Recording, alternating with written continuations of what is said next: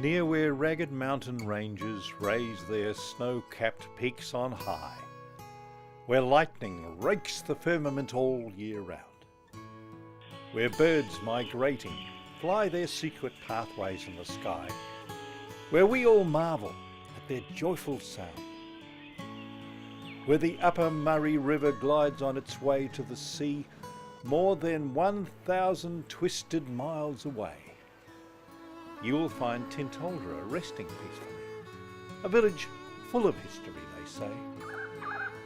Overlooking the Murray, you'll find a general store, and a lady, Betty Walton, runs the show. These premises established back in 1864, and she's part of its history, don't you know? I love this place, and I love the store, and I think I'm going to work my bottom off to make it keep going, because it's just such an icon. I mean, imagine, built in 1864, and with the help of my wonderful, wonderful family, I've kept it going.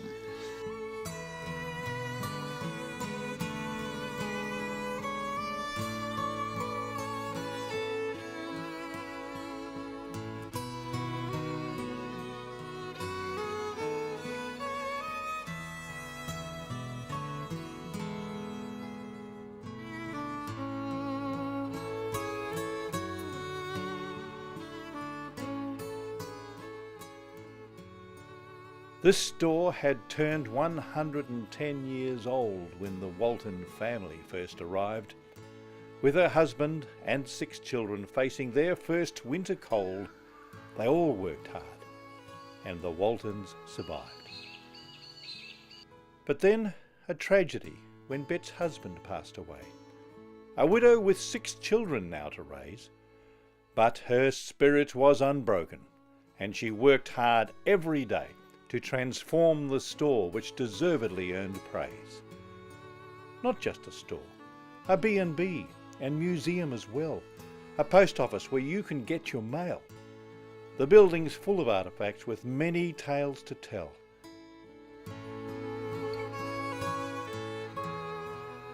She raised her children lovingly, and she taught them with pride. When they grew up, they moved not far away. Why would you, when a mum like this makes your heart swell with pride? There are things about her, sadly, words can't say. Coiner of those beloved phrases, by-Jews, those O-words, and get to blazes. It's an experience just sampling her lingo, and there's no shortage of it, by jingo. So ends this ode to Betty B. It's been penned with great love and affection, you see. For I bear the snout and some of the words, and give thanks every day that I'm part of Bet's food.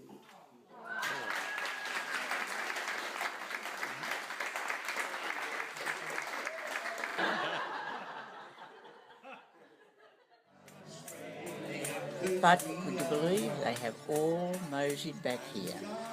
And now I've got 2 of them living in Tintaldra and 3 living in Corrion. Lost one darling son in a car accident, but I love this place.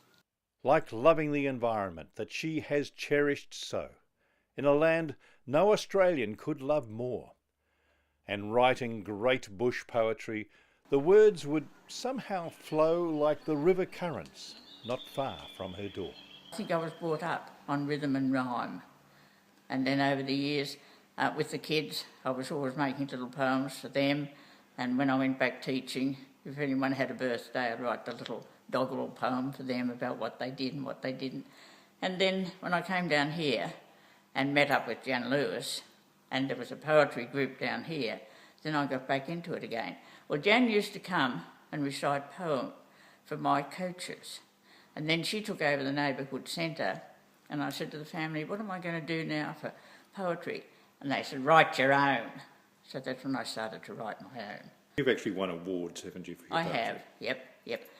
Then I started entering competitions, and I remember the first one was up at Tumbarumba, and Jan and some of the other poets were pretty good, and I thought, I'll have a go at it. And lo and behold, I won it. and I was very smart.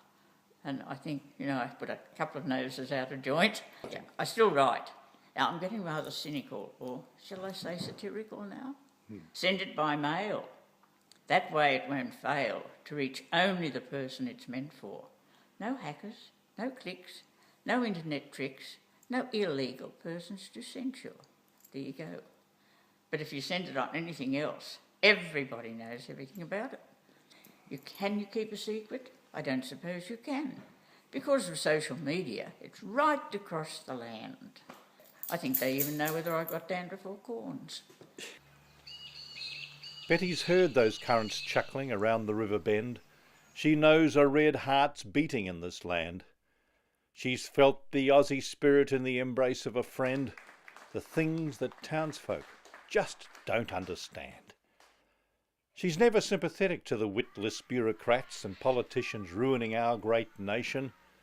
They can't lay straight in bed, and they wear so many hats, and their policies have cured her constipation. But you've been prepared to stand up when you believe something is wrong. Oh, very much so. Yes. Even now, when I write my poetry now, it's a bit cynical, I suppose. I talk about modern issues, as we talked about one this morning, the nodders. And then we've got the share market and all those sort of things that seem paramount instead of the basic love everybody bit of life.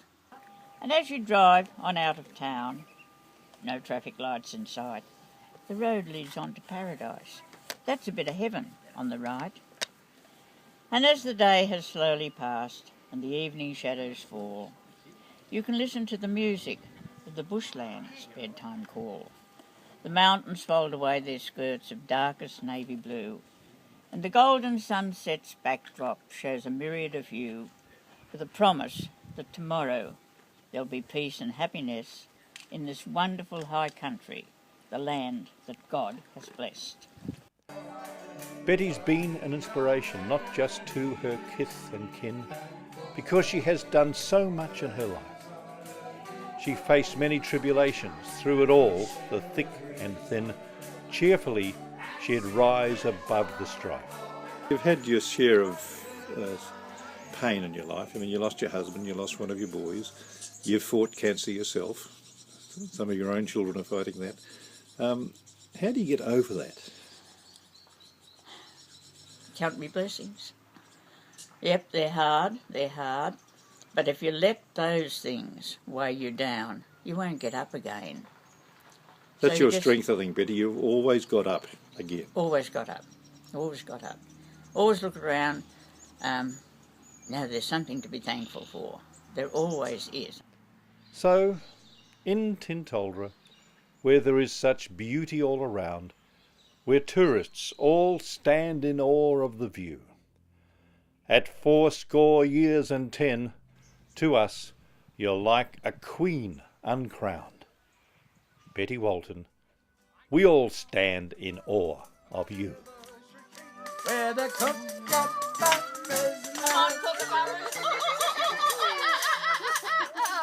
give me a home among the drums, And your plums, with lots of plums, and your sheep.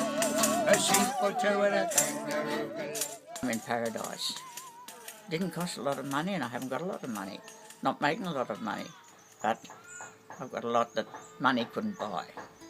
The fact that God gave me the impetus to come down here to this beautiful, beautiful country. If I'd stayed in Cronulla, I don't think I'd have made 90.